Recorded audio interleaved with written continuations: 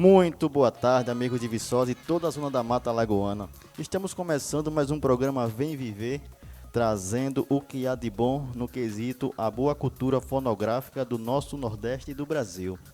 Olha, neste sábado estamos iniciando o nosso programa trazendo um dos maiores nomes dos podcasts do forró que há em nosso Nordeste.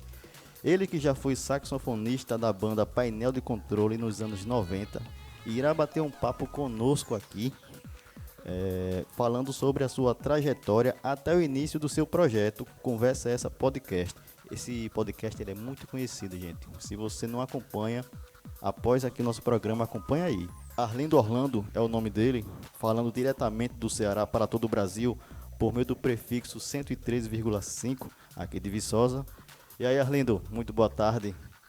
E aí, garoto, meu amigo Bruno, primeiramente agradecer o convite, né? E fico feliz pelo podcast estar chegando tão longe, tá, Verdade. tá virando referência ao ponto de a galera me chamar também para dar entrevista, né? Então fico feliz, obrigado pelo convite aí, cara. Estamos aqui para a gente contar, na medida do possível, pouco da minha trajetória e o que você perguntar aí. Bom, Junto. Arlindo, nesse momento você tá onde? Tá no podcast, é? Tô do estúdio. Agora é o seguinte, É, pode o falar. estúdio é na minha casa, né? O estúdio é na minha casa. Então, muita gente acha que o podcast é só a live, né? É Aham. só o momento que você tá ali ao vivo. Mas não, tem muito trabalho antes e depois também, né? Então, o meu trabalho é aqui. Eu vivo disso. E então, eu tô editando, tô produzindo, tô fazendo banner, postando no Instagram, postando no TikTok, fazendo os cortes. Tudo eu faço aqui no meu estúdio, sabe? Ei, macho, me tira uma dúvida. É, O teu Até estúdio antes. duas. Oi? Tira até duas. Ah, foi retirar três. Vai. Ô, ô, macho, me tira uma dúvida. O seu estúdio antes não era aí, não. Até o cenário. Eu tava assistindo, não é mais o mesmo cenário, né? Que você colocava um facão. Pera aí, pessoal, antes, o Arlindo, se você for no canal e olhar os primeiros vídeos dele lá atrás, como eu fiz, ele tinha um personagem que era, não sei o que, e aí cambada, e aí negada, com um facão e hoje você não faz mais isso. Por quê? Eu acho que talvez com o crescimento do podcast, ou você decidiu mudar um pouco a fala, no caso o personagem. Muita gente passou a conhecer o canal através do podcast, né? Mas o canal ele existe há muito tempo. Há mais de 5 anos que eu produzo para o YouTube. E o podcast ele tem apenas 2 anos e meio, né? Vai fazer 3 anos ainda. Então, eu passei mais de 2 anos produzindo para o YouTube. No caso, esses vídeos aí do facão que você falou, e onde eu tentava abordar assuntos, né, do momento, daquela forma ali, com a edição, fazendo uma apresentação e tal, com a pitada de humor, né, que a gente, nós do Nordeste, principalmente do Ceará, a gente sempre usa essa ferramenta do humor, porque tá no sangue e ajuda muito na criação de conteúdo. Então eu comecei a criar um público a partir desses vídeos, né, do facão. E aí quando eu comecei a abordar alguns causos que eu vivi na minha vida enquanto eu tocava, enquanto eu era músico de banda, quando eu fui contar uma situação, rapaz, certo dia eu estava viajando para tal estado, para o Maranhão, e aconteceu isso e isso. Esse vídeo ele teve uma repercussão positiva, né? Ele se destacou dos outros. Então acendeu a luzinha, eu digo, porra, a galera gosta desse tipo de história. Acabou que nichou, né? Acabou que nichou e eu fiquei só falando disso. Só falando da música, dos tempos de banda. E aí eu comecei a conseguir um público legal de músicos, a galera que acompanhava o forró, né? E o podcast ele foi apenas mais um formato, né? Porque eu já tinha outros formatos. Eu tinha o formato do facão, tinha o formato de entrevista que eu fazia, que era o Boteco do Cigano, né? E o podcast, ele foi, era na minha mente, seria apenas mais um formato que eu iria inserir no canal. Eu não iria deixar de fazer os vídeos de facão. Só que tomou uma proporção tão grande, o resultado, aí eu comecei a receber do YouTube, né, do AdSense, e aí eu decidi canalizar todas as minhas forças, toda a minha produção apenas no podcast. Aí Verdade. acabou que os vídeos de facão ficaram de lado e hoje é 100% podcast. Ô Arlindo, esse tipo de visão que você teve, se for levar assim um pouco ao pé da letra, é uma visão mais empreendedora, viu? Porque são poucas pessoas que aceitam e percebem a mudança, não é isso? O YouTube, para quem, quando você começa a trabalhar para o YouTube, a plataforma do YouTube, o YouTube Studio, ele te dá todos os números, né? Como o seu canal tá, onde o seu canal está chegando, quais os vídeos estão se dando, tá dando mais visualização, e até no próprio vídeo ele diz em que momento do vídeo dá uma retenção melhor. Então, tudo isso, quando você começa a trabalhar para o YouTube, você tem que aprender a ler os dados que o próprio YouTube ele te fornece, entendeu? E até em cima desses dados, né, desse direcionamento que o próprio YouTube dá, você vai trabalhando e melhorando, fazendo mais do que dá certo, aperfeiçoando, né? Foi isso que eu fiz. Verdade. E olha, pessoal, voltando um pouco aqui para trás da história, Arlindo, ele antes morava. Ô Arlindo, você morava no interior do Ceará, era? Eu sou de Limoeiro do Norte, Pronto, interior do Ceará, 180 quilômetros da capital. pronto. Arlindo morava em Limoeiro do Norte, ele com a mãe e o pai. O pai dele trabalhava com construção civil. E como o pai dele, por trabalhar com construção civil, salvo engano, ele arrumou uma obra ali próximo a Calcaia. Se eu tiver errado, Arlindo, me corrija. Eu acho que próximo a Calcaia. E foi quando a mãe do Arlindo, através dessa oportunidade, decidiu seguir os passos, no caso, o caminho do marido, né? E levou os filhos. E o que é que eu tô querendo dizer com isso? É que essa nova geração, em alguns momentos, parece que eles não querem viver as dificuldades e em alguns momentos terminam perdendo aquela noção, então se perdendo no que realmente quer fazer e terminam não entendendo a situação que estão vivendo, que talvez seja uma oportunidade para alavancar a vida delas. Por que estou falando nisso? Assistindo um podcast que o Arlindo fez, tava você, Arlindo, e outra pessoa, esqueci o nome, e você falou das suas dificuldades quando você foi morar ali com seu pai em construção civil e você, em um momento ali, terminou adentrando para trabalhar com música em aquelas bandas de escola de prefeitura, né? Salvo engano foi isso. O seu primeiro instrumento, seu salvo engano, foi o bombardino. Bombardino. Bombardino, exatamente. Que você achou muita dificuldade e foi daí que a sua história começou a ser iniciada, né? Vamos dizer assim.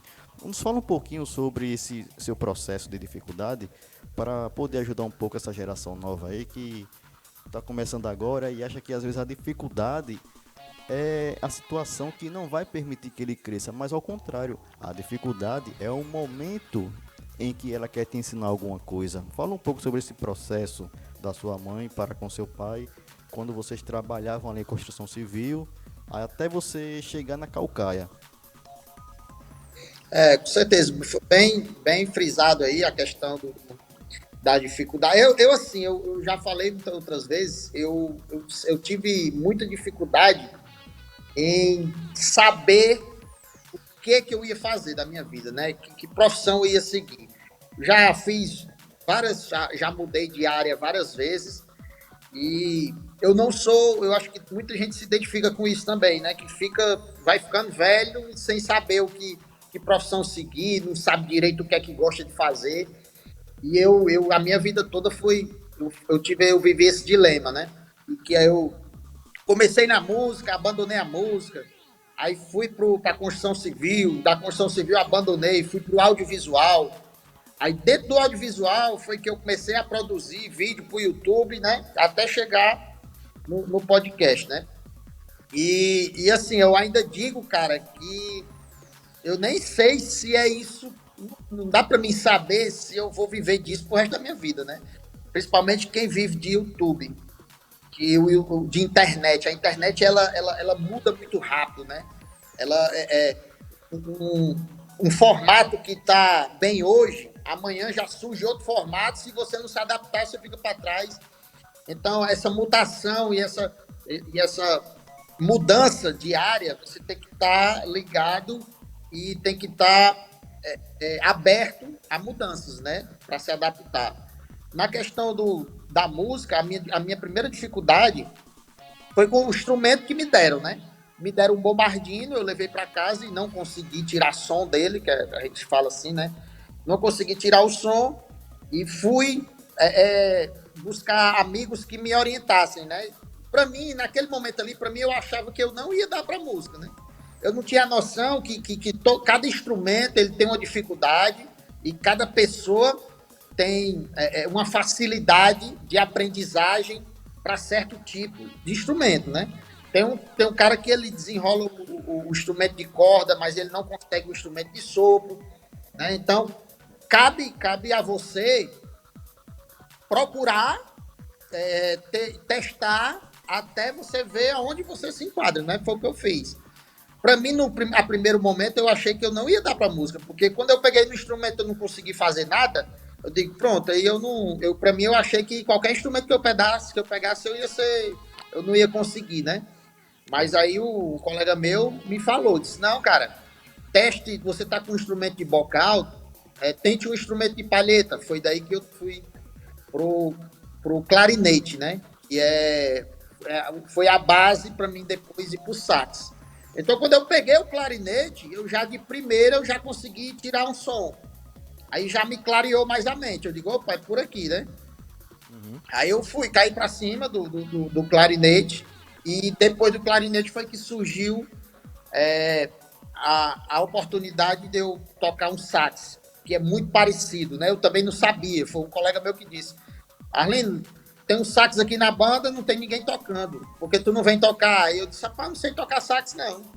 Mas tu não toca clarinete? Eu disse, toco. É a mesma coisa, mas eu digo, não, eu digo, Aí eu peguei o sax, realmente era muito parecido. Mas você não falou, você esqueceu de falar sobre como foi que você conseguiu pegar o sax. Porque eu, assistindo aqui, pegando um pouco da sua história, quando você tocava na banda da prefeitura e você citou um assunto que é realmente, isso que você falou de fato é verdade e verídico, que alguns professores de música de prefeitura, eles em alguns momentos não querem ensinar instrumento de sopro porque eles sabem que em algum momento o cara vai aprender ali para querer tocar em outra banda, que foi o seu caso, porque quando você começou, você ali começou com clarinete, você começou com bombardino, não conseguiu, pegou o clarinete, começou a estudar o clarinete, achou fácil, né? Opa, beleza, top.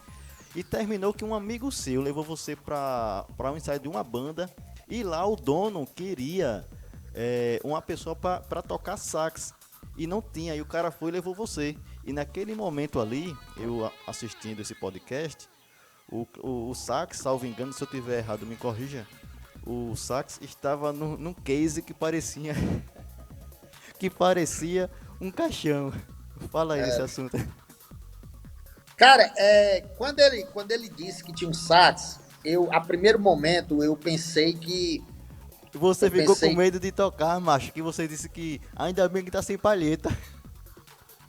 Mas é porque é o seguinte, na hora eu ia ter que tocar, bicho. Eu ia ter que pegar, eu ia ter que tentar fazer alguma coisa, né?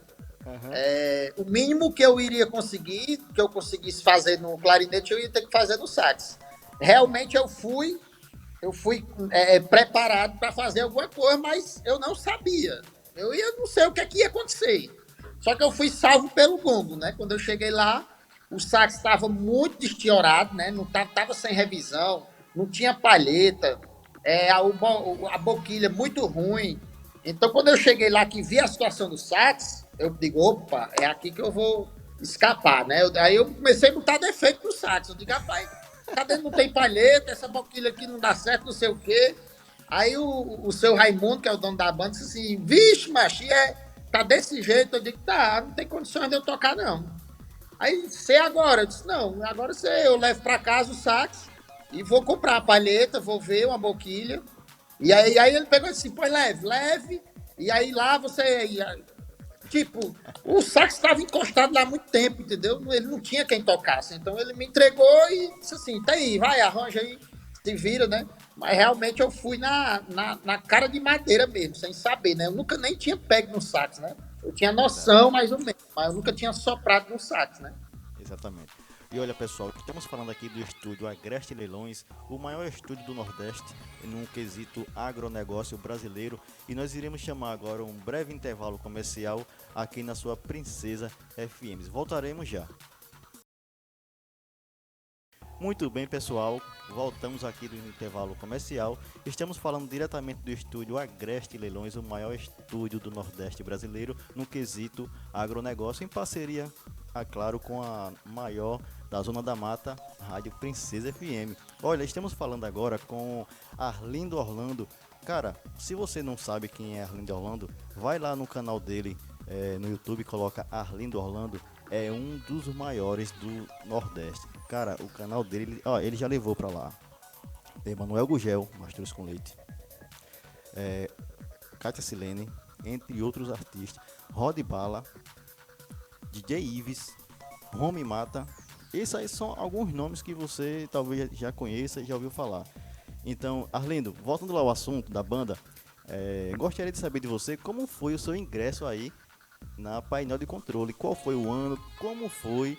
Porque eu olhando aqui o seu canal, tem muita resenha sua gravando ali no, acho que é uma casa, como se fosse com piscina e uns ônibus, uma estrada de barro. Como foi aquilo ali? Conta pra gente como foi o seu trajeto para entrar aí na painel. A painel de controle foi, foi a banda de maior expressão, né? Que eu toquei. Foi a painel de controle, passei 4 anos lá. E assim, cara, outro movimento de coragem que eu tive, né? Na época, porque eu tocava junto com os metais, né? Eu tocava numa banda chamada Rasgado da Lorona, ali na Calcaia, né? No bairro da Calcaia, do Metrópole. E lá eu Rapaz, tocava. desculpa interromper Eu você, tocava mas eu sou louco para conhecer a Calcaia. Eu sei que a Calcaia tem os seus contrastes, mas eu sou louco para conhecer porque muitos produtores e muitos artistas saíram daí dessa cidade, né? Calcaia é muito bonito, Calcaia é muito grande, né? Tem uma das praias mais bonitas do Ceará. É muito top. Eu gosto demais da Calcaia, verdade. E aí eu tocava nessa banda junto com os metais, né? Porque assim, tem a questão do metal, quando você toca com trio, você tem uma certa segurança, que é os três tocando ao mesmo tempo, né? E numa eventualidade que você esqueça da introdução, ou se você erra uma nota, meio que passa despercebido porque tem mais dois contigo, né? É uma metaleira. E quando foi para ir para o painel, é outro esquema. O painel tinha um esquema de sax e teclado, né? Algumas músicas tinha metais, e aí o sax fazia junto com o teclado, mas a maioria das vezes era solo de sax, né?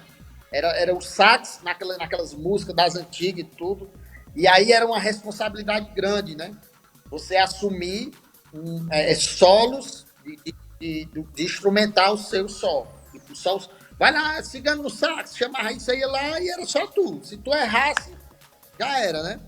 Ficava na cara. Então, era uma responsabilidade muito grande. Mas, na oportunidade que rolou para mim ir para lá, o dono da banda queria botar metal. E aí, os metais que a gente tava lá nessa banda do Metrópole, a gente foi para fazer o teste e para entrar todo mundo junto na painel. Talvez, se fosse diferente, talvez eu não tivesse nem coragem de ir, porque a painel já era uma banda, né, de nome e tudo, e a gente sempre acha que não dá conta, né? É impressionante. A gente Sempre tem essa baixa estima de achar que você não serve para aquele projeto, né? Você tem receio, tem medo. Então, essa questão de ir os metais junto, porque eu já estava entrosado e tudo, ajudou muito eu ter essa coragem de chegar lá para entrar lá. Resumindo que ficou só eu e o trombone, o trompete não entrou, e meses depois o trombone saiu e eu fiquei só. Mas aí quando eu fiquei só, eu já estava seguro, já desenrolava tudo, já tocava o que era para tocar e tudo, e aí segui por muitos anos só, né? Mas a Quanto- oportunidade foi quando eles quiseram colocar um metal e a gente foi os três metais para entrar lá. Quantos anos Arlindo ficou na painel? 4 anos. Puxa. Aí depois da painel foi pra onde? Foi quando você partiu pro audiovisual ou começou a trabalhar com Não, outras coisas? foi para construção. Quantos anos na É porque construção? assim, é porque assim, a gente geralmente a gente toca, mas a gente faz outra coisa em paralelo, né? Sim, com Para ganhar certeza. um extra. Sim, sim. O dinheiro da banda, geralmente, ela não dá para tudo. E enquanto eu tocava na painel, eu fazia serviço de eletricista. O eletricista predial com o meu pai. O meu pai tinha as obras e eu pegava a parte elétrica. Pegava a parte elétrica dos projetos dele. Então, enquanto eu tocava na painel, né, quinta, sexta, sábado, domingo, segunda, terça, quarta, eu estava trabalhando na construção.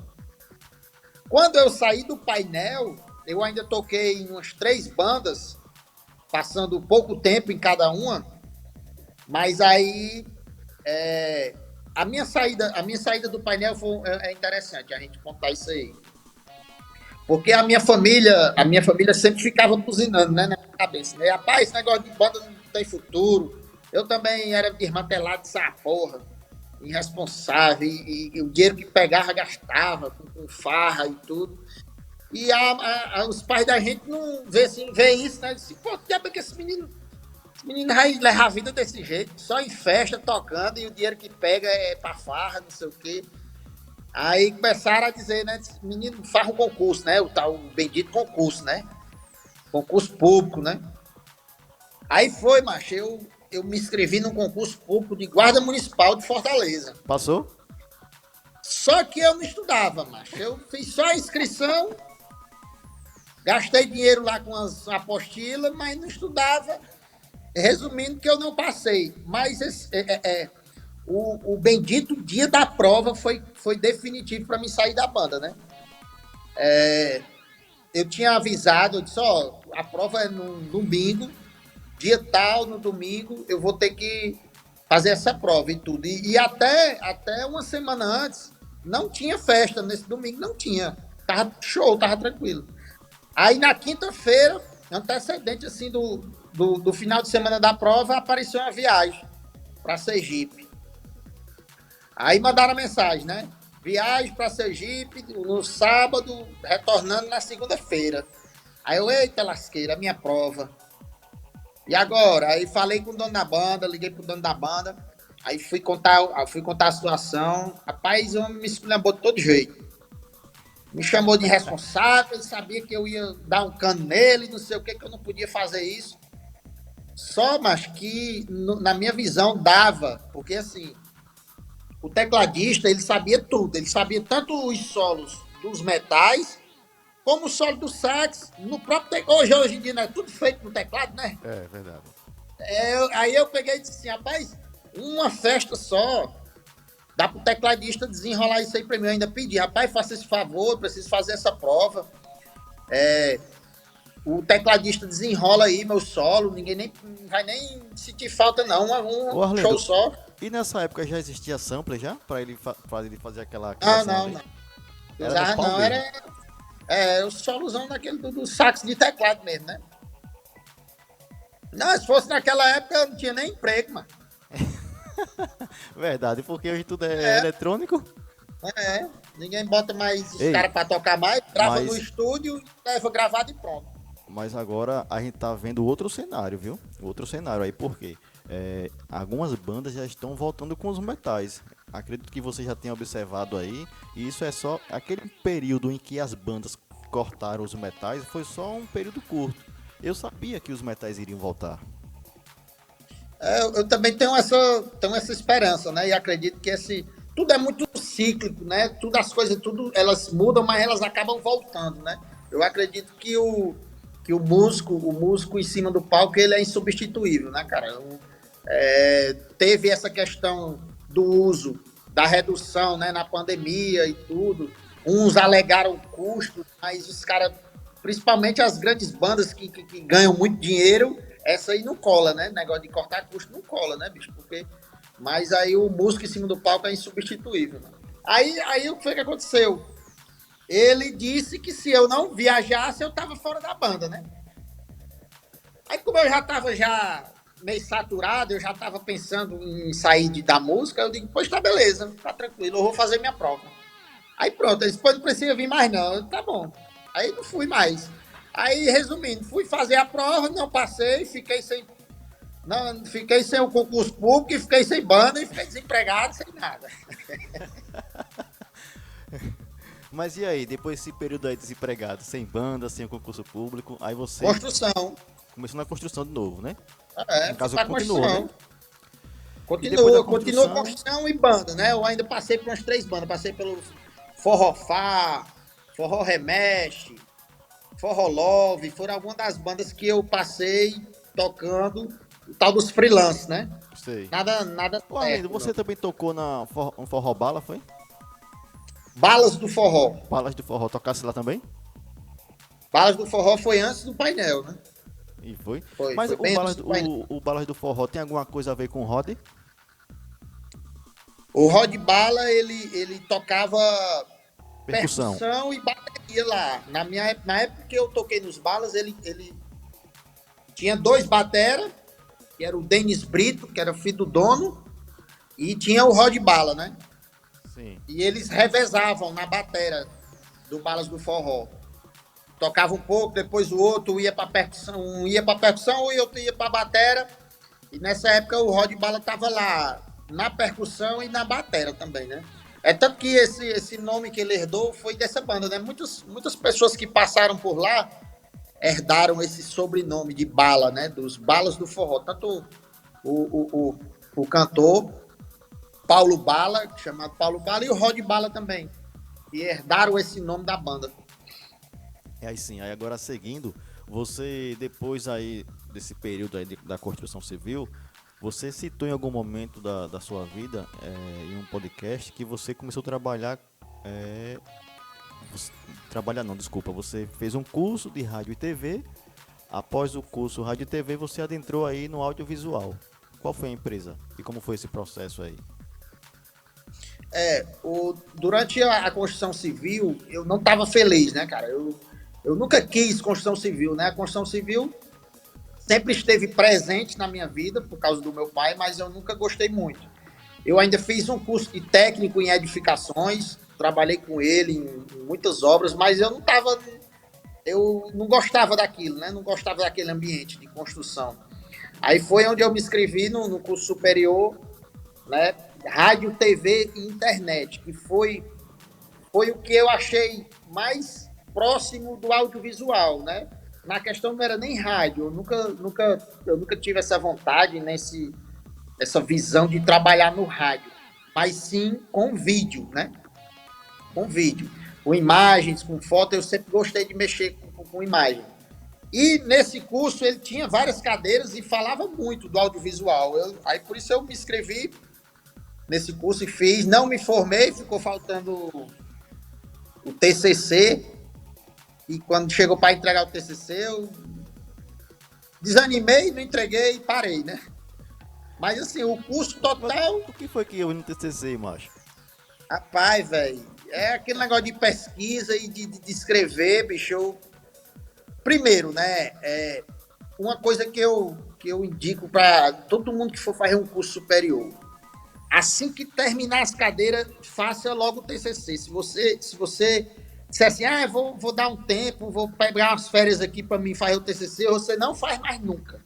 Não faz mais nunca. Eu fiz cadeiras aí? Não, as cadeiras são as disciplinas do curso, né? Ah, tá, entendi. A última disciplina do curso é o TCC, que é o trabalho de conclusão de curso. É a última disciplina. Depois que você tem feito todo o curso, né? E aí, quando eu terminei todo o curso, ficou faltando só o TCC, eu disse, não vou fazer agora não, vou fazer só no próximo semestre. Aí pronto.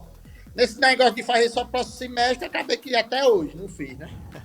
Aí depois você foi trabalhar em qual TV aí? Foi TV Diário ou foi... Qual Certo. foi? Cara, eu tentei entrar nas TVs aqui, viu? Eu tentei e graças a Deus eu não consegui, bicho. Mas você Porque entrou em uma pra Deus trabalhar, não foi? Ou foi numa produtora que você começou aí? foi eu consegui entrar numa produtora de vídeo que prestava serviço para a TV, né? Não era dentro da TV. Eu tentei entrar numa TV aqui, fui fazer entrevista e tudo, mas não passei. Duas TV, tentei na Verdes Mares, que é afiliada da Globo, e tentei na TV Cidade, que é a filial da Record. Não passei nenhum dos dois. A E tinha TV um Diária colega daí não? meu, TV Diário é daqui também. É do grupo Verdes Mares também, né? A TV Sim, sim. Diário. E aí, tinha um colega meu que já estava trabalhando nessa produtora. E aí surgiu uma vaga para estagiário lá no estúdio, né? E aí, bicho, ali foi onde tudo começou, né? Foi a porta de entrada para mim aprender ainda mais sobre áudio, sobre vídeo, sobre cenário, montar, desmontar cenário, ligar a câmera, puxar cabo, ligar áudio, passar. Cara, tudo que você imaginar, eu vi nessa produtora, né? E aí foi lá que o podcast começou, foi nessa produtora, a MT Vídeo. É, eu lembro que você começou lá mesmo. Você, salvo engano, se eu tiver errado, me corrija, mas eu comecei a conhecer o seu canal em 2018. Foi com aqueles vídeos do Facão. Após os vídeos do Facão, e durante a pandemia, em meados ali 2019 para 2020, você começou com podcast, que o cenário não era esse, né? Foi lá? Foi lá. Na verdade, o cenário lá era uma sala da produção, né? Onde ficavam os produtores, no computador e tudo. E na época da pandemia, os produtores estavam trabalhando de casa, né? Home office. E a sala ela não estava sendo utilizada. E aí tem aquela história de eu tentei começar, mas o Darlison, né? Que foi até o cara que tu viu me entrevistando, foi o Darlison. O podcast, eu comecei, a ideia era eu e ele, fiz 2 episódios ainda, externa, né? Eu não tinha nada, né? Eu tinha muita amizade eu sempre tive. Então, um colega meu tinha uma câmera, o outro tinha um microfone, e aí eu tinha um celular, minha esposa tinha outro, e a gente se virou, juntou 2 celulares, uma câmera, uns microfones, e fomos fazer esses 2 episódios em externa, né? A gente não tinha estúdio ainda, não tinha local. A gente foi lá para o Marina Park, que é um hotel aqui de Fortaleza, onde tinha 2 artistas, né? O Naldo, que é o baterista, que na época era baterista do Túlio Milionário, e a Cali Fonseca, que era cantora do Cavaleiros do Forró. Eles estavam em Fortaleza e eu fui para lá, pro hotel, para fazer esse episódio com eles dois. Mas o trabalho foi muito grande, muita mão de obra e eu andando com um equipamento caro, né? Equipamento dos outros, que é ruim demais você andar com as coisas dos outros, de moto. E eu e a mulher levando tripé nas costas, em cima dessa moto, e nós com mochila e tudo. Aí, quando esses 2 episódios aconteceram, eu vi logo que não ia dar certo. Eu vi logo que essa dinâmica de estar pedindo coisa emprestada para fazer não ia dar certo. Aí eu parei, né? Quando eu parei, eu fui falar com o Nicolas Teixeira, que é sócio lá, dono da MT Vídeo, né? Eu contei a situação dele, que estava com a ideia do projeto, do podcast, mostrei para ele como era e pedi uma ajuda a ele. Eu queria a ideia inicial era que ele me emprestasse os equipamentos, né? E eu não tinha carro. Eu tinha uma moto. Aí ele disse, mas como é que tu vai levar esses equipamentos? Eu disse, não, mas eu vou de Uber, vou e volto de Uber. Só que os equipamentos dele lá, eles não tinham equipamento meia boca, né? Era só equipamento top de linha, muito caro. Aí ele disse assim, cara, por que tu não faz aqui na produtora? É melhor do que tu sair com esses equipamentos, macho. Aí eu disse, oxi, macho, é melhor para nós tudo também. Se eu puder fazer aqui, é massa. Ele disse, pode fazer, mãe. Aí eu fui procurar um lugar, achei a salinha lá da produção, já estava tudo pronto lá. Encostei só uma mesa, duas cadeiras, e aí comecei a usar o equipamento deles, né? Que é de última geração, tudo câmera de TV, microfone top e tudo. Aí, cara, foi essa parada da qualidade também que fez uma diferença enorme, viu? Qualidade de som e imagem é essencial. O YouTube a cada dia está mais exigente. E aí eu tive essa sorte e esse apoio, né, da galera da MTV, o Marcos Távora e o Nicolas, para mim começar com o pé direito, começar valendo, com uma qualidade melhor que eu consegui, entendeu? O Arlindo, agora para fazer um resumo entre o seu início até chegar aí na MT Vídeo e até montar o seu podcast, qual foi o momento, ou fazendo a melhor pergunta aqui, resumindo, quando você esteve na sua dificuldade lá atrás, com seu pai, com a sua mãe, né, que você pegava arma, eu acho que é o nome daquele negocinho que atira na lagartixa com a liga não, Sarabatana? acho que é sarabatana, né? Aqui a gente chama Eu de quê? chamo de Sarabatana, ou baladeira. Baladeira, isso mesmo. Que você, aquele momento ali da dificuldade, quando você se mudou do Limoeiro do Norte para outra cidade, até o seu ingresso aí nas bandas das prefeituras, aí quando você começou naquela banda lá do sax, da sua primeira banda, primeira não, a segunda, né? Que a primeira foi o Forró dos Balas. Né? A primeira foi Xodó da Terra. Pronto. Desse processo até agora, cada estágio da sua vida, você acha que cada momento que passou ali, você aprendeu alguma coisa?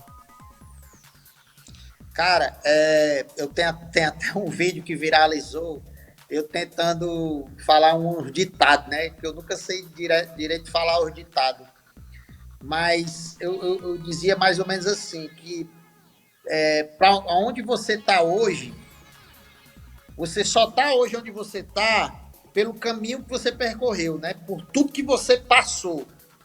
Tudo, tanto os momentos bons como os momentos ruins, eles se viram para formar a pessoa que você é hoje. As dificuldades que eu passei, principalmente em banda, né? Viajando, às vezes sem tomar banho, sem comer direito, comendo comida de beira de estrada e adoecendo da barriga, essas dificuldades, tudo isso hoje serve para mim como conteúdo, né? Serviu para mim fazer um vídeo humorado, com humor daquela situação que eu passei e a galera achou engraçado e a galera se identificou, né? Então, se eu não tivesse passado, se eu não tivesse essa bagagem de experiências, tanto boas como ruins, para poder eu criar o meu conteúdo, eu não teria, eu não teria conteúdo de verdade para poder expor através do vídeo, né? Através do canal. Então, com certeza, cara, eu passaria tudo de novo, os perrengues, as dificuldades, eu passaria tudo do mesmo jeitinho. Se eu soubesse, disse assim, rapaz, tu vai passar por isso aqui e lá na frente, em 2023, tu vai estar assado. Desse jeito que eu tô hoje. Aí eu passaria tudo de novo sem problema. Porque faz parte da caminhada e eu acho que se destaca mais ainda quem passa por isso. Quem não passa por nada, que tem tudo, tem tudo nas mãos e tá só em casa. E não, bicho, eu não sei não. Acho que a vida é tão curta, eu acho que a vida ela é para ser vivida em todos os sentidos. Nos momentos ruins, nos momentos bons, você tem que tirar proveito de tudo e com isso saber tirar, né, o melhor de tudo isso para você. Eu soube usar o que aconteceu de ruim aos perrengues que eu passei a meu favor. Eu fiz os vídeos contando disso de uma forma alegre, e foi isso que me lançou para a internet, que desde que você conhece os vídeos do Facão, que eu contando aquelas histórias, né? Que a gente ia pro Maranhão com os cara, umas bandas que ninguém conhecia, e tocava e não recebia nada, e ia para casa liso, fedendo, sem nada, entendeu? Essas histórias que são legais para contar e que eu usei a meu favor, né? Então, eu nem vejo. Dificuldade quando você olha para trás e você diz, rapaz, que dali foi um perrengue grande, né? Mas na hora que você está passando, você nem percebe muito, não. Você bola para frente, né, e vai atrás de melhor. A gente só vem perceber aquele. Exatamente assim como você falou.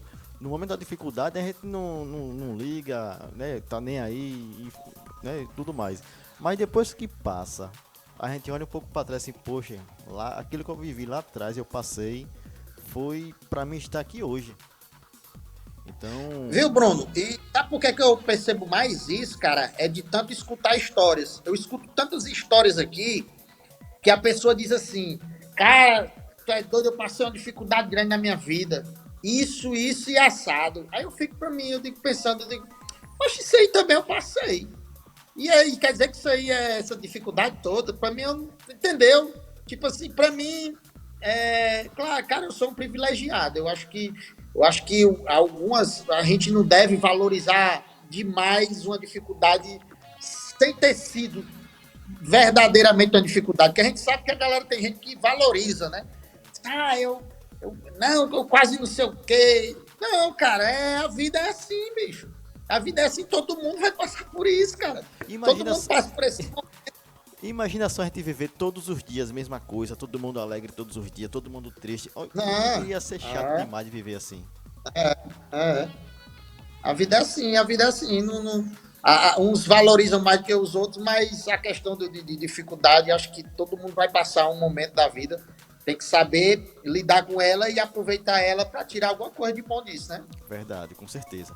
E olha só, pessoal, estamos encerrando aqui o nosso segundo bloco do nosso programa Vem Viver deste sábado. Pegando um pouco do que o Arlindo citou aí, você não pode se apegar aos problemas. Você deve sim passar pelos problemas sem ficar olhando muito para trás e apenas seguir. O momento em que você está vivendo agora, talvez você aqui de Viçosa e das regiões aqui próximas à nossa cidade e até onde esse sinal de nossa rádio está chegando, eu quero dizer para você que a dificuldade que você está vivendo hoje não condiz à sua realidade amanhã. Tudo que você está vivendo hoje vai servir para um aprendizado para você, daqui a 5, 10 anos. Assim como nosso amigo Arlindo Orlando, que aproveitou o seu momento aí de dificuldades e olha, não ficou romantizando, muito menos se lamentando, não. Ele passou pela dificuldade, conseguiu vencer, continua vencendo e hoje se tornou um dos maiores do Nordeste, no quesito podcast. Então vamos agora para um breve intervalo comercial e retornaremos já. Muito bem, amigos, voltamos aqui do nosso intervalo comercial na sua Rádio Princesa FM. Estamos aqui no estúdio Agreste Leilões, aqui em Maceió, Alagoas, o maior do Nordeste brasileiro no quesito agronegócio. Olha, estamos entrevistando o nosso amigo Arlindo Orlando, que nesse exato momento se encontra no Ceará, lá em Fortaleza. E Arlindo é um dos pioneiros aí no quesito podcast. Ele que é um fanato do Flow, né? Hoje entrevista muita gente famosa e estamos com ele aqui, onde iremos encerrar agora esse nosso terceiro bloco, perguntando a ele como foi, que eu também quero fazer essa pergunta, como foi que você conseguiu a entrevista com um cara que eu sou muito fã, Emanuel Gugel. Cara, primeiro tem que começar do começo, né? A questão dos contatos.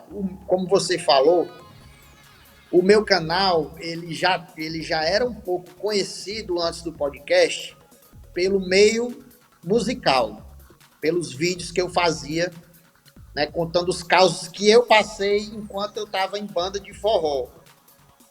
Então, eu já tinha um certo conhecimento com a galera do forró, né? Com alguns cantores, com muitos músicos, né? Vale ressaltar aqui também que não é só artistas, não são só cantores, né? Que vêm aqui, né?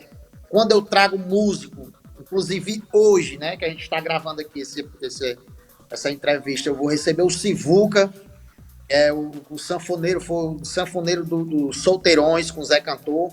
Agora tá com a Tati, Dos ele? discos, né, da sanfona, do nosso forró.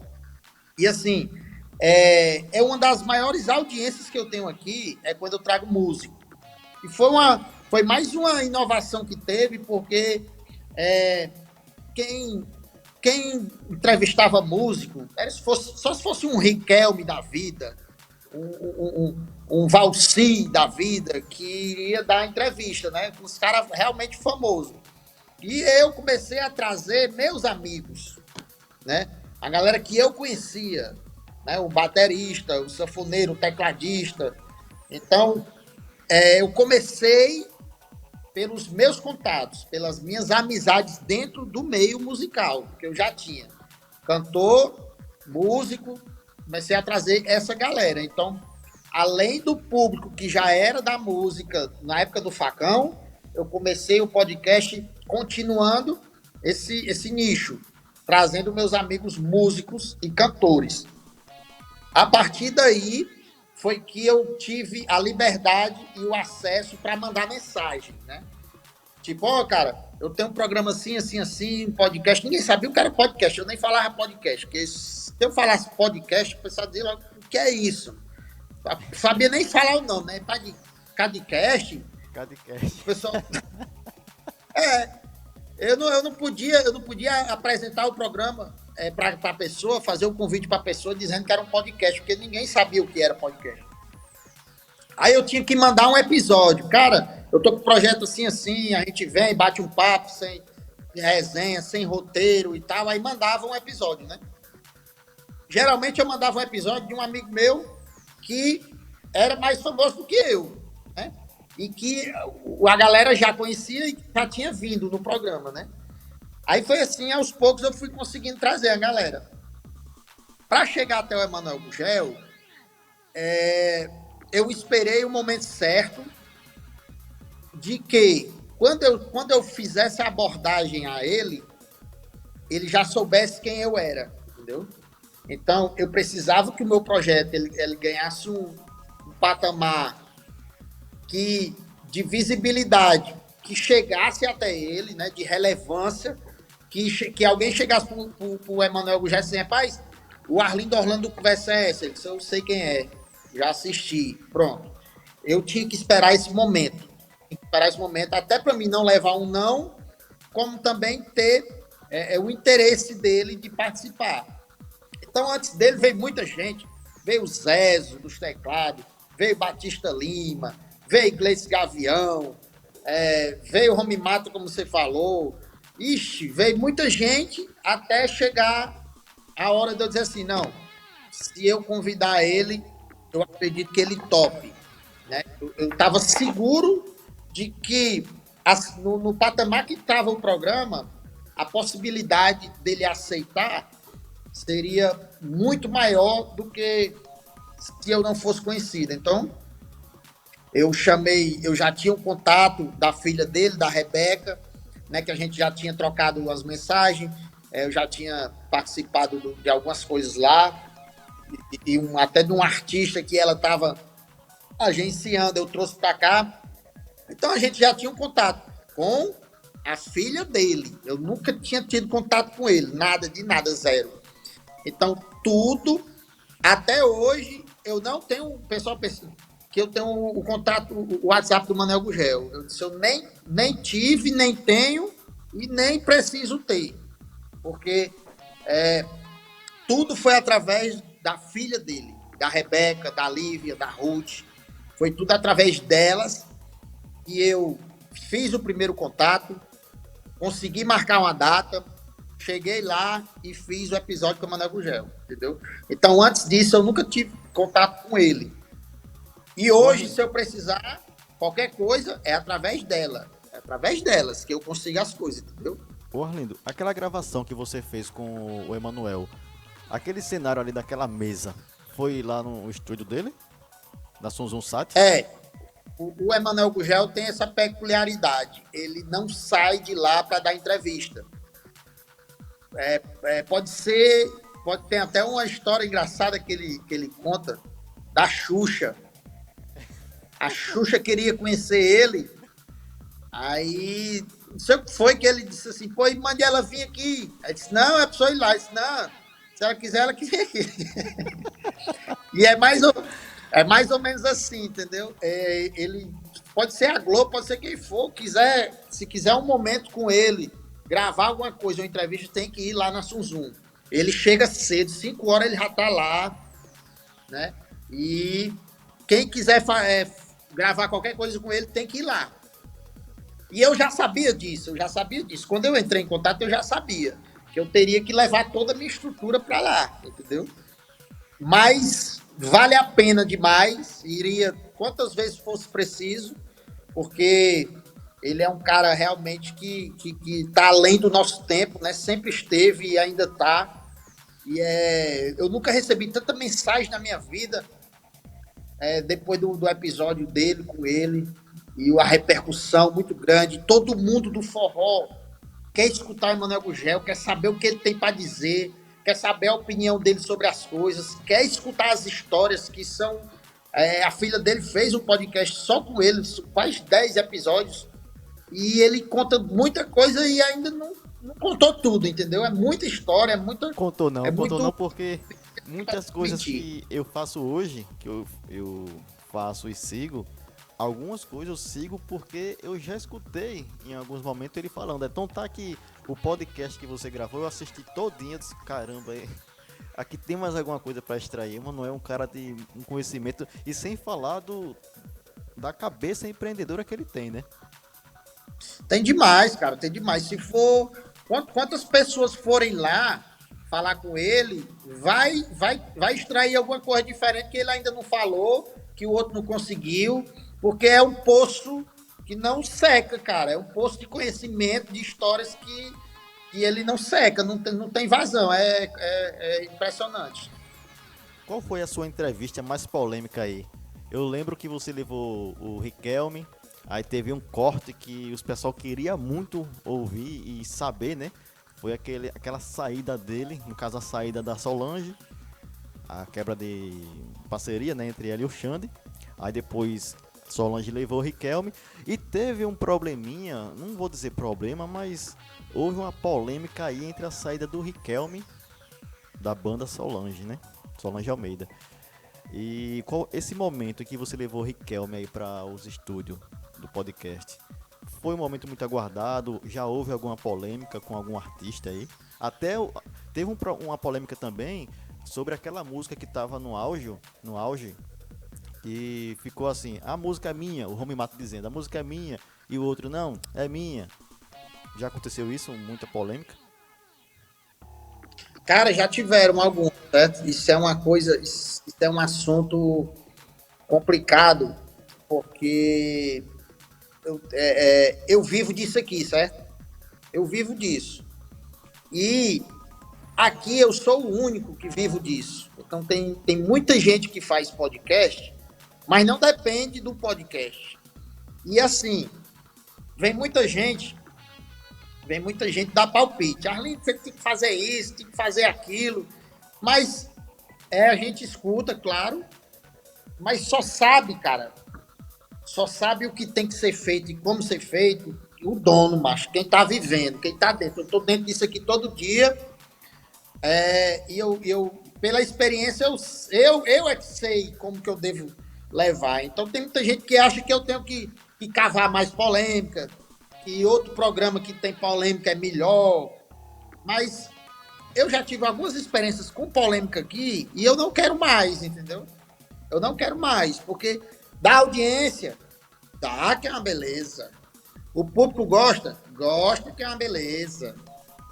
Mas no final das contas, não é bom para a pessoa que se envolveu na polêmica e nem para mim. Tem gente que gosta de polêmica, tem gente que sabe lidar, tem gente que procura polêmica, né? Mas tem outras, a maioria foge de polêmica. Eu já tive algumas aqui, a primeira foi com o DJ Ives, né? Que ele pediu para retirar um vídeo, a questão que ele falou dos metais, que ele queria dar uma limpa na banda. Aquilo ali repercutiu muito mal na classe musical, e aí foi a primeira polêmica do canal, foi com o DJ Ives. Mas já teve outras polêmicas, mas semana passada eu tive que tirar uma live do ar, entendeu? Porque o convidado falou de outra pessoa e essa pessoa mandou uma notificação extrajudicial para mim. Já estou com duas notificações extrajudicial para retirar vídeo.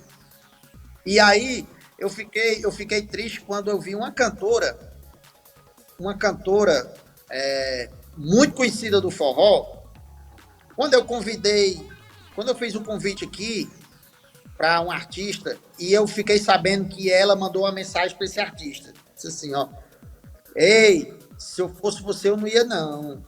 Cuidado com o que você vai falar, porque você pode se prejudicar, pode dar polêmica, não sei o quê. E aí começou, nos bastidores, esse negócio do podcast, tome cuidado com o podcast, que o podcast é perigoso, que a polêmica, não sei o quê. E isso começou a interferir no meu trabalho. Eu ia atrás dos artistas, aí eu via que o pessoal tava com medo de vir. Aí eu digo, porra, esse negócio de polêmica é mal paia, bicho. Esse negócio de polêmica é fuleiragem, porque o pessoal tá com medo de vir, eu preciso de gente que venha, eu preciso que as pessoas venham para cá. E aí, cara, eu comecei a botar um pé no freio, negócio de polêmica. Quando eu vejo que alguém vai comentar alguma coisa que vai dar problema, eu digo, mas não diga nome não cite nome não. Você quer falar a situação, você fale o que aconteceu, mas não cita nome não. Porque eu tô começando a controlar as coisas, porque eu já tive experiência que não foi legal, cara, que não é legal. Mas sempre tem umas polêmicazinhas. Ô Arlindo, e para você levar assim os músicos, no caso, como você levou Riquelme, levou Homem Mata, os contatos que você consegue, você tem contato direto com eles? Ou você, através de um amigo seu, é que você consegue trazê-los? Aí quando você consegue, você primeiro mostra um episódio para que eles assistam, ou eles já têm um conhecimento de quem é o Conversa Essa Podcast? Cara, como eu te disse, né? Hoje eu até falei essa frase e pode até soar um pouco soberbo, soar um pouco boçal, mas eu vou falar ela de novo, porque eu tenho a convicção do que eu estou falando. No meio forrozeiro, eu acho difícil ter alguém que não conhece o Conversa Essa, que nunca tenha visto nem um cortezinho, nem um Reels no Instagram, que não tenha visto nada do Conversa Essa. Eu acho difícil. Quem é do meio forrozeiro, quem vive do forró, os artistas, os músicos, quem acompanha os artistas, eu acho difícil alguém do meio não conhecer o Conversa Essa hoje. Então, isso facilita muito, né? O meu Instagram também tá uma força muito grande. Hoje mesmo eu fiz um stories, né, mostrando que o meu Instagram alcançou mais de 1.400.000 contas no Instagram. Então, assim, quando eu mando uma mensagem, tem artista que não atende, né? Não responde. Esse aí muitas vezes cai naquela mensagenzinha, né? Que fica escondida, o artista não vê, mas a maioria que quando topa vir, quando eu mando a mensagem no direct, já sabe quem é. Já responde, ei, Arlindo, massa, cara, eu conheço o podcast. Então, assim, hoje tá mais fácil, né, de fazer os convites. E me procuram muito também, cara, me procuram muito. Muita gente me procura para participar do podcast, me manda mensagem. Infelizmente, não dá para trazer todo mundo. Eu preciso mesclar, né? Pessoas que são conhecidas, que dão audiência, porque eu vivo disso aqui, eu preciso de visualização, eu preciso de engajamento, eu preciso de que as pessoas assistam. Então, eu não posso trazer somente pessoas desconhecidas. Eu dou oportunidade também, trago pessoas conhecidas, mas eu tenho que mesclar e eu tenho que buscar as pessoas famosas que têm muitos seguidores. Essas sim, eu tenho que ir atrás, tenho que buscar, mandar mensagem. Se não responde no direct, o primeiro contato é pelo direct. Se não responder o direct, eu vou na bio, vou ver se tem algum contato de assessor ou algum Instagram de assessor e mando mensagem para o assessor. É assim, é produção, é correr atrás. Verdade, verdade. Ô Arlindo, e também você já levou alguns compositores e dentre eles, um que me chamou a atenção foi o Natinho da Ginga. Natinho já gravou algumas coisas, mas hoje ele continua a compor, porque nunca mais ouvi alguns artistas cantando música dele e citando nos shows, né? Vamos supor, vai cantar uma música de Natinho da Ginga, música de Renato Moreno. Uhum. Cara, o Natinho da Ginga, ele tá em outra pegada agora. No momento, ele tá produzindo, né? Ele tá agenciando alguns artistas. Ele tem alguns artistas que ele vende shows. Tem duas casas de show aqui muito bem em Fortaleza, que ele é sócio também dessas casas de show. Então, eu acho que a questão da composição pro Natinho da Ginga hoje não é o principal meio dele, né? Não é a renda principal. Ele tá mexendo também, ele tem programa de TV. Então ele continua na música, continua no meio, mas de outras formas, né? Produzindo alguns artistas, sendo sócios de artistas, de casa de show. Então ele tá mexendo com isso agora. Ô Arlindo, na sua opinião, o que foi que levou o fim das casas de shows? Porque eu sou um forrozeiro nato, eu escuto muito forró mesmo, desde lá, dos anos 90, lá pra trás um pouquinho, até agora, os mais atuais. E as gravações, diferente das antigas para as atuais, é que umas que me chamam muita atenção são aquelas gravadas, exemplo, vamos lá, não sei o que, gravado aqui no sítio do Siqueira, entendeu? Gravado não sei o que na Calcaia. Isso me chama muita atenção porque aquela forma com que eles faziam e gravavam justamente com seus gravadores, cada banda naquela época eu acho que tinha um gravador, não sei se tinha. E quando citava assim, é gravado aqui no sítio Siqueira, no Cangalha, como a Samira muitas vezes já falava nos seus CDs, e isso, no caso pra mim, tá? Pra mim gerava uma certa curiosidade. Poxa, onde é que fica o sítio do Siqueira? Onde é que fica o Cangalha? Nas viagens eu quero poder ir lá conhecer o sítio Siqueira. Hoje não se vê mais isso, né? Ou se vê? Cara, essa essa questão das casas de show dá uma pesquisa boa, viu? Dá uma. Tem um cara que entrou em contato comigo, ele é pesquisador, historiador, e aí ele me deu vários fatores que possam ter levado ao fim das casas de show. E eu achei muito interessante o ponto de vista dele, mas assim, eu acho que tem muitos outros mais, e é uma questão muito complexa de chegar numa conclusão e dizer assim, foi isso que aconteceu. Na minha opinião, um dos principais fatores foi a lei seca, né? Porque eu presenciei. Muita gente acha que quando eu falo disso é porque eu estou falando mal da lei seca, que eu sou a favor do cara. Não. Foi um fator que aconteceu que influenciou o fim das casas de show. Eu me lembro que em Fortaleza, quando em muitas casas de show lotada, quando dava 2, 3 horas da manhã, na porta do clube tinha uma blitz. Aí pronto, meu amigo, era muita gente presa. Era isso no início da lei seca, né? Que a galera demorou um pouco para se adaptar. E muita gente dentro do clube sem querer sair. E aí a galera ficava bebendo lá fora, encostado do carro, esperando a blitz ir embora. Então essas blitz elas foram aumentando, caindo na boca do povo, diz assim, não vá pro forró tal não, que já tem uma blitz formada para vai montar lá, já tá tudo certo. Então até informações de dentro dos órgãos já dizia, tal dia, tal casa de show vai ter lá uma blitz. Então isso para mim foi um fator muito forte para ter acabado o movimento das casas de show. Até porque nessa época não tinha os aplicativos, a galera não estava se adaptando ainda. Hoje não. Hoje todo mundo já se adaptou, tem a consciência que não pode, que não deve. Inventaram a questão do motorista da rodada para poder ir para os cantos. Inventaram também a questão dos aplicativos.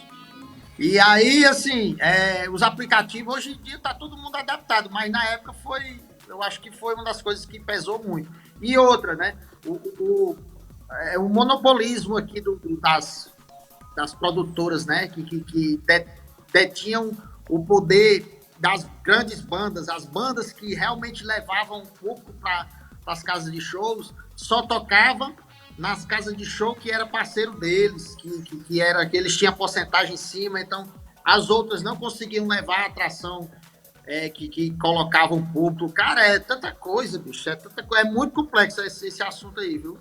Verdade. Ô Arlindo, hoje você acha que quando se lança um álbum de algum artista ou alguma banda, você acha que se deve esse lançamento, na sua opinião, a gravação deveria ser ao vivo ou em estúdio? Eu particularmente, falando de mim, do meu gosto, eu prefiro uma música, ouvir um lançamento de alguma banda ou de algum artista quando ela é ao vivo. Quando a gravação é feita ali ao vivo, na tora ali, entendeu? Uma música de estúdio, eu não consigo sentir a mesma emoção de uma coisa que é feito ali ao vivo, como foi ali na época do passado, do Forrozão Tropicália, entendeu? O que é que você acha sobre isso? Cara, o meu gosto pessoal também, eu sou adepto ao vivo, né? Até hoje eu escuto os CD ao vivo, gravado daquela época. Agora sim, tem uma questão técnica disso aí também, entendeu? Os ao vivo, ele é muito gostoso de você escutar um sonzão num paredão, ou então numa caixa amplificada, ele é massa, aquela caixazona na cara, sanfona zona, entendeu? Mas se você pegar esse mesmo CD com essa equalização, com essa masterização feita pro paredão, mixada do ao vivo, se tu colocar numa JBL, cara, faz o teste depois. Vai escutar numa caixinha de som Bluetooth, é ruim, mas é ruim, fica ruim. A qualidade, ela... Hoje os CDs gravados, eles são mixados para esses dispositivos, para a caixa JBL, para as caixinhas de som Bluetooth. Então, tem uma entrevista do Elite CDs, que ele é o empresário da Mari Fernandes. E aí ele contou como que foi produzido o primeiro CD da Mari Fernandes, né? O cara lá, que é o Thiago Sete, produzindo lá com 2 caixas de referência de estúdio, ele chegou e disse, não, mas masteriza para essa caixinha aí, pegou a JBL, aquela boombox, botou como referência, diga, não, masterize o CD para ficar bom para a gente escutar nessa caixinha aqui, que é o que todo mundo está usando. Todo mundo está escutando, está usando ela. Então, você tem que mixar para ficar boa para essa caixinha. E aí, essa mixagem, se tu for botar num paredão, não perde feio pro CD ao vivo, pro CD de paredão, entendeu? Então, tem essa questão também técnica do som, né? Que também, para cada tipo de reprodução do áudio, tem uma masterização especial. Um exemplo, CD do Sua Música. CD do Sua Música, de forró, a galera mixa para poder... Tem assim, CD de paredão. Tem um nome, CD de paredão.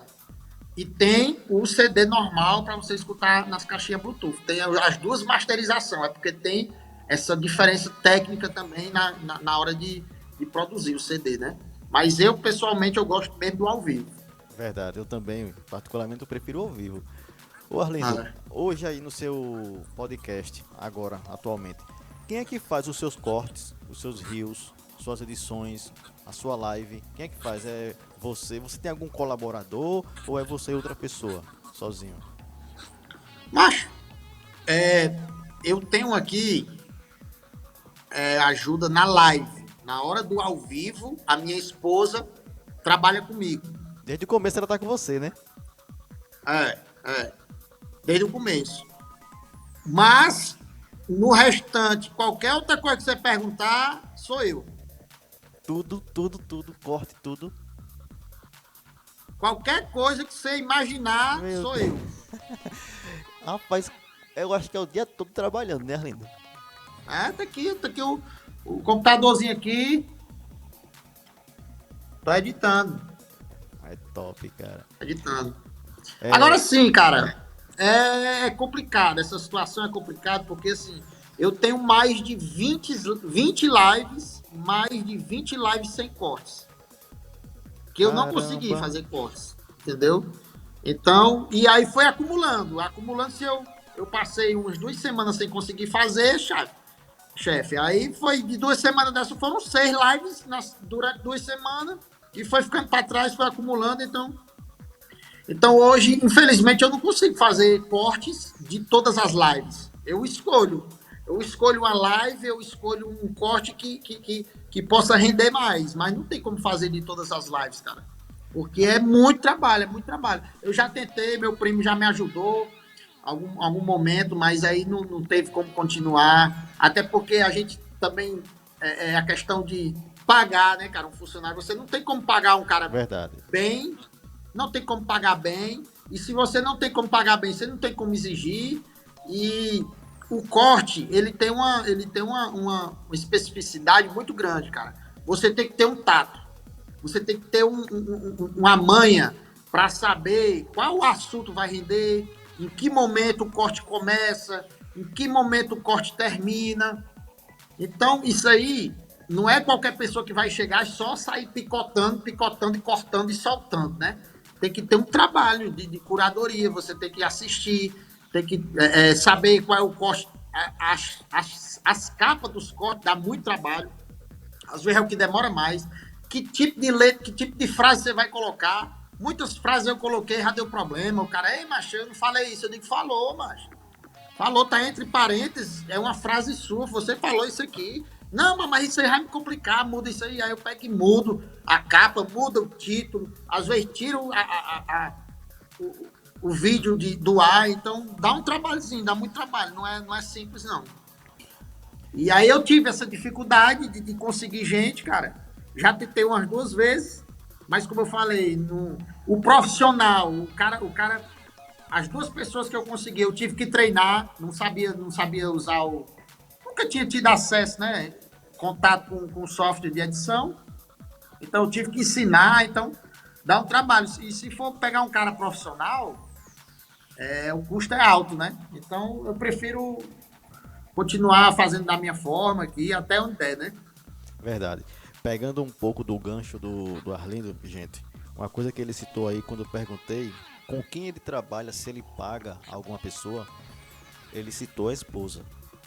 Então, pegando esse gancho, para vocês verem o crescimento do Arlindo, provavelmente se veio pelas suas dificuldades e o desejo de querer mudar, mas também o companheirismo que ele tem com a esposa. Olha só, né? Ele que faz tudo e a esposa que faz a live. Então, o companheirismo também é muito essencial para o seu crescimento. E, pessoal, estamos aqui encerrando o nosso terceiro bloco do nosso programa.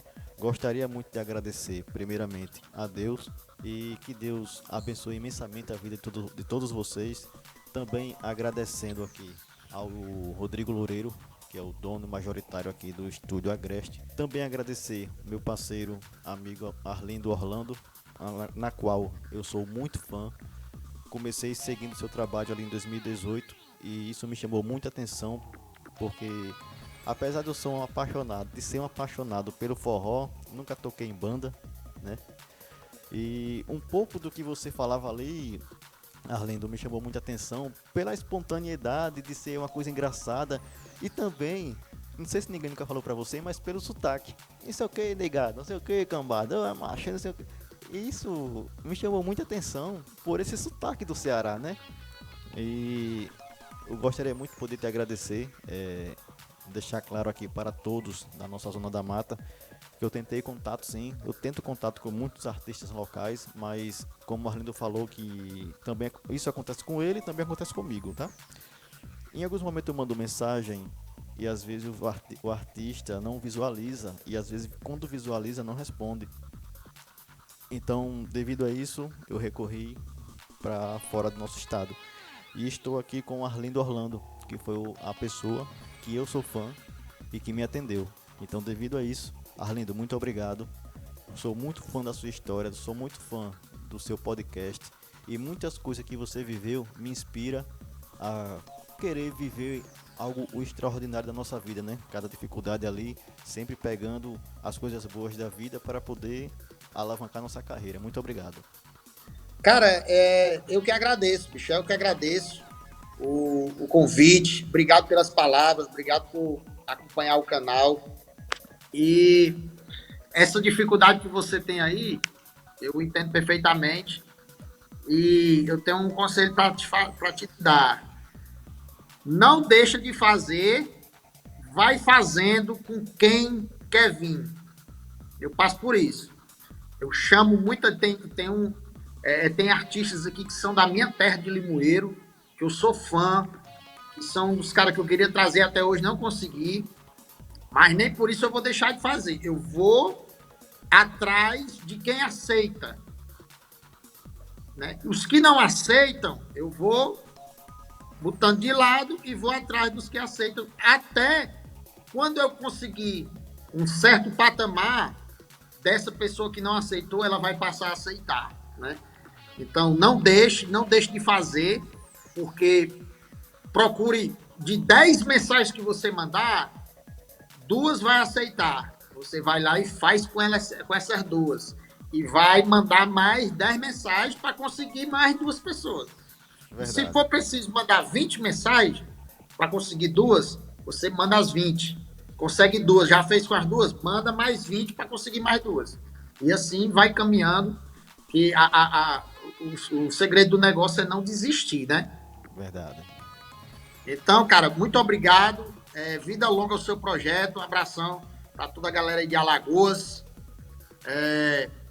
Estamos por aqui trazendo histórias, vivências, experiências. Me segue lá no Instagram, Arlindo Orlando. Curte lá o Conversa é Essa. Obrigado, Bruno. Deus abençoe. E muito trabalho. Vamos trabalhar que Deus abençoe. Vamos embora, vamos embora. Muito obrigado, Arlindo. Bom, pessoal, estamos aqui encerrando o nosso programa Vem Viver deste sábado. E de antemão, já convido a você a se inscrever aqui no nosso canal. Como também vai lá no canal do Arlindo Orlando, digita aí no YouTube Arlindo Orlando. Você vai lá, se inscreve, segue ele no Instagram. Eu irei deixar aqui também na descrição. E você que está aqui na rádio, que está viajando, passando aqui pelas estradas da nossa cidade, olha só. Uma coisa que quando eu montei esse projeto, e eu levei a direção da rádio, foi no intuito de ajudar a essa nova geração. Como assim? A nova geração, em alguns momentos, eles se perdem pelas dificuldades. De que maneira? Vou citar aqui supostamente uma ideia, tá bom? Eu quero ser enfermeiro. Aí às vezes tem a dificuldade de não conseguir estudar, de não conseguir chegar a tal canto. E você precisa passar por essa dificuldade, entendeu?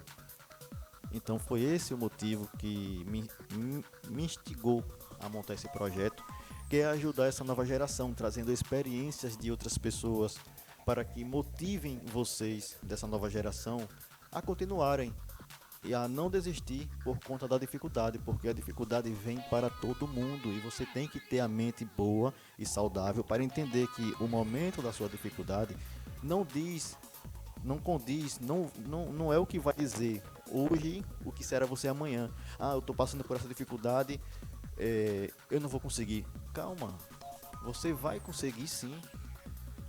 Esse momento dessa dificuldade está treinando você para você ser o que você quer ser mais à frente.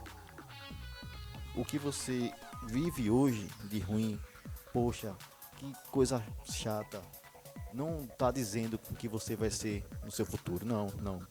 E o resumo dessa matéria aqui com o Orlando, dessa entrevista, eu peguei alguns pontos que ele falou, que se você quer crescer profissionalmente, se você quer crescer na sua vida, Pessoal, olha só. Você precisa esperar o momento certo para fazer as coisas acontecer. Eu peguei aqui um gancho da fala do Arlindo para poder ajudar você, dessa nova geração, a ter paciência. Evite as polêmicas, fuja das polêmicas. Como o Arlindo falou, as polêmicas não ajudaram em nada e não ajudam em nada a ele.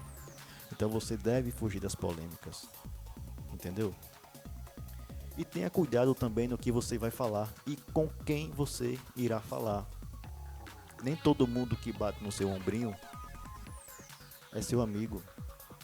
Nem todo mundo que você apresenta um projeto de vida, ou pessoal, ou conjugal, que diz vai dar certo e bate no seu ombrinho aqui, ó, é seu amigo. Nem todo mundo. Quem pouco fala, realiza mais do que muito fala. Conseguiram entender agora? Então esse foi mais um programa Vem Viver aqui da Rádio Princesa FM. Trouxemos um pouco aqui da história do Arlindo para ajudar vocês e também falar um pouco do forró. Eu que sou um fã do forró e aprecio muito desde novo o forró. Trouxe aqui o Arlindo, que é o cara que tem um dos maiores podcasts do forró aqui do nosso Nordeste e que está conseguindo aí, ó, galgar coisas que talvez ele nem imaginou. Olha só, está aqui participando do nosso programa na Rádio Princesa FM. Agradecer a todos, agradecer como já agradeci, mas vou agradecer novamente ao Rodrigo aqui do estúdio Agreste Leilões em Maceió, Alagoas, a toda a direção da Rádio Princesa, agradecer a minha esposa que está ali gravando e nos ajudando aqui. Muito obrigado, pessoal, e até mais.